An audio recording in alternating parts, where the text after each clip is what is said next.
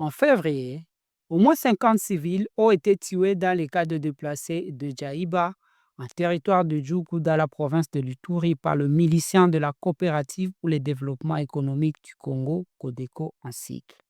Ce groupe armé fait partie des plus meurtriers pour les civils en RDC. Au cours du seul mois de février, au moins 98 civils ont été tués par le milicien Codeco et leurs ennemis, le Zaïre, en territoire de Djougou et Mahaki. Depuis près de 7 ans, ces conflits peu médiatisés ont fait de milliers de morts. Pourquoi cette violence persiste-t-elle loin des radars? Bonjour, je suis Rigan Miviri, analyste des conflits armés à Ebouteli. Vous écoutez le 10e épisode de la saison 5 de Konabiso, capsule audio de Bouteli et du groupe d'études sur le Congo. Chaque semaine, ce podcast vous apporte notre analyse sur un sujet d'actualité en RDC. Nous sommes le vendredi 14 mars 2025. Les origines de ces conflits sont à trouver dans l'antagonisme Hema-Lendu pendant la Seconde Guerre du Congo, entre 1998 et 2003, alors que l'Est du pays était occupé par des armées étrangères. Cette vague de violence fut arrêtée par la force Artemis de l'Union européenne mandatée par l'ONU. En 2018, les violences ont repris selon une dynamique similaire.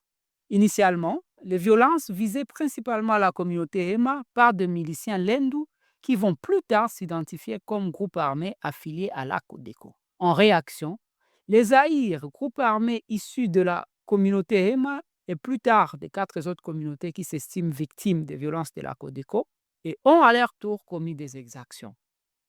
À part quelques initiatives du programme de désarmement, de mobilisation et relèvement communautaire, PDDRCS, dont notamment l'adhésion le 15 janvier d'au moins 600 miliciens du groupe Zaïre au processus de paix, le gouvernement ne fait pas grand-chose pour mettre fin à cette crise. Les efforts gouvernementaux sont concentrés sur la crise du M23 plus au sud.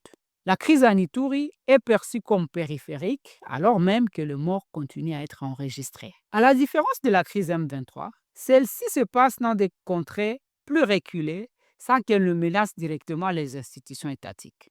Cette plus faible visibilité s'expliquerait aussi par le fait qu'elle ne soit sans lien apparent avec les dynamiques régionales très scriptées actuellement. Mais cela a changé depuis que le chef d'état-major de l'armée ougandaise et fils du président, Muhoozi Kainerugaba, s'intéresse au sort des Hema qu'il considère comme ses frères séparés des autres Bahima par les frontières coloniales. Il s'est dit désormais investi de la responsabilité de le protéger contre les attaques des Codeco. Depuis, l'armée ougandaise, officiellement présente en RDC pour lutter contre les ADF, s'est déployée bien au-delà de la zone d'opération contre ce groupe terroriste. Une partie a traversé directement la frontière et s'est installée à l'aéroport de Mahagi, et une autre partie venue de Boga s'est dirigée vers Bunia, la capitale provinciale, où elle a installé ses quartiers depuis le 19 février. Le porte-parole de l'armée ougandaise a justifié ces déploiements par la volonté de protéger la population congolaise contre tout groupe armé qui commet des atrocités contre elle.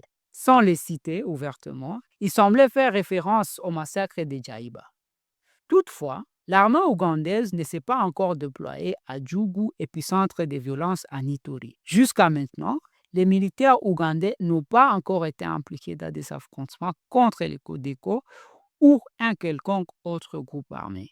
Cependant, le 11 février, c'est depuis la capitale ougandaise, Kampala, que Thomas Lubanga, le chef rebelle condamné par la Cour pénale internationale, CPI, a annoncé la création d'une nouvelle rébellion dénommée Coalition pour la Révolution populaire, CRP en cycle. Cette annonce d'une rébellion dirigée par un membre de la communauté Hema risque de contribuer à la perpétuation des antagonismes ethniques. Par exemple, les Lendu pourraient craindre qu'ils soient assimilés aux miliciens Codeco issus de cette communauté, comme c'était le cas lors des opérations menées par les FARDC en 2021. En attendant, vous pouvez rejoindre notre fil WhatsApp en envoyant JEC ou Ebouteli au plus 243 894 110 542 pour recevoir Konabiso chaque vendredi sur votre téléphone. À bientôt!